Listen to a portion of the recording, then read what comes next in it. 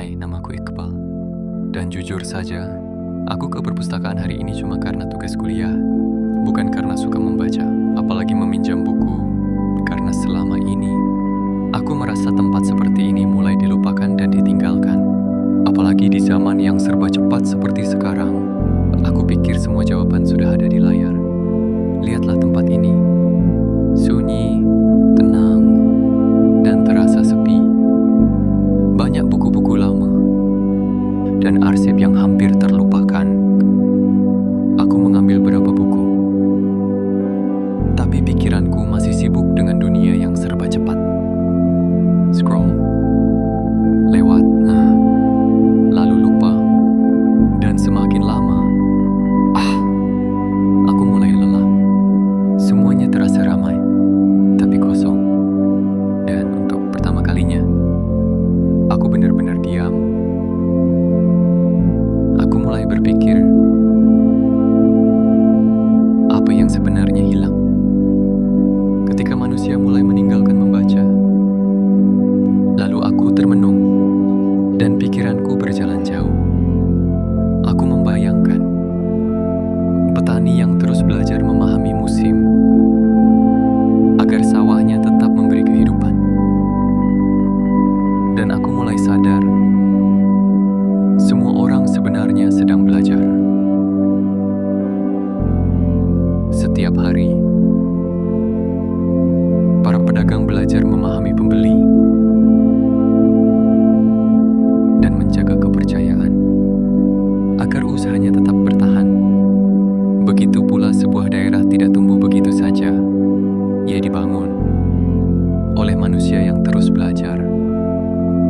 Bahkan seorang pemimpin harus terus belajar, meskipun mereka sudah memimpin banyak orang. Apa yang terjadi? Apa tadi? Aku seperti terlalu jauh tenggelam dalam pikiranku sendiri. Dan sekarang, aku mulai memahami sesuatu, bahwa manusia ternyata tidak pernah berhenti belajar. Dan mungkin aku salah tentang perpustakaan, karena tempat ini bukan hanya tempat menyimpan buku. Disinilah pengetahuan dijaga, sedikit demi sedikit. Aku mulai ingin belajar lagi, bukan karena tugas, tapi karena aku mulai mengerti.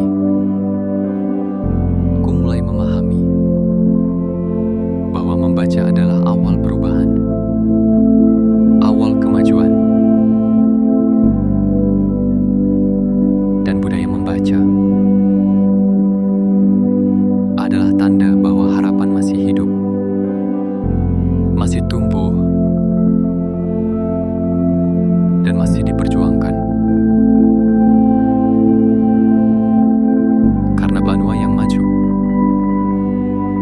tidak lahir hanya dari bangunan yang megah, tetapi dari masyarakat yang terus belajar. Dan setiap generasi pemimpin selalu berharap Banua terus maju.